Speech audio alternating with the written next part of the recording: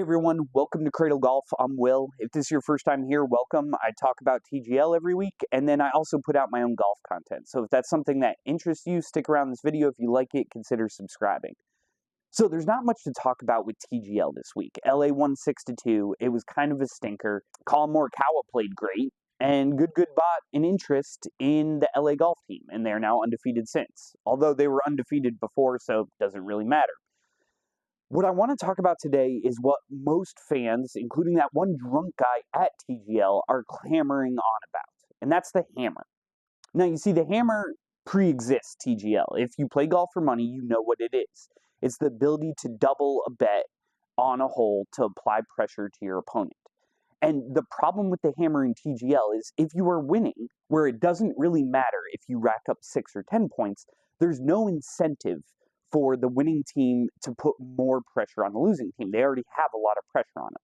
So how does TGL fix this? Well, I suggest that both teams get unlimited hammers. When it starts to get 4-0, 5-0, the losing team can start hammering over and over.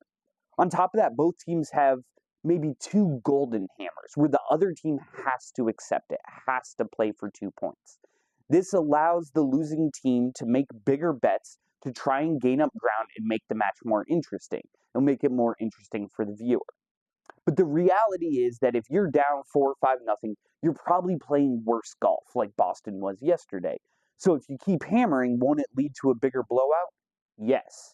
And so now my other suggestion is to change how the tiebreaker is done.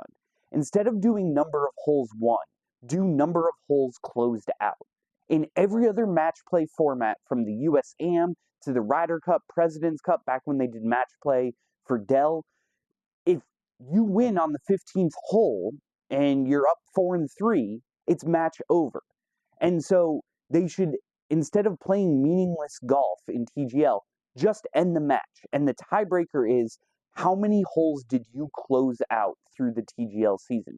So if you win on hole 12, you closed out 13, 14, and 15. And that goes into the standings. If they need a tiebreaker, who won their matches earlier? Who closed out the most holes? And so I think if they incentivize the hammer more, if they allow the losing team to apply pressure to the winning team, you could see closer matches. And in the event that that doesn't happen, just call the match. That people don't want to be sitting there, especially last night till 11 p.m., watching golf that does not matter. If TGL makes these changes, they'll have a more concise and more exciting product, and I think it'll be better moving forward. Thanks for coming to Cradle Golf. Thanks for listening to me. I'll see you next time.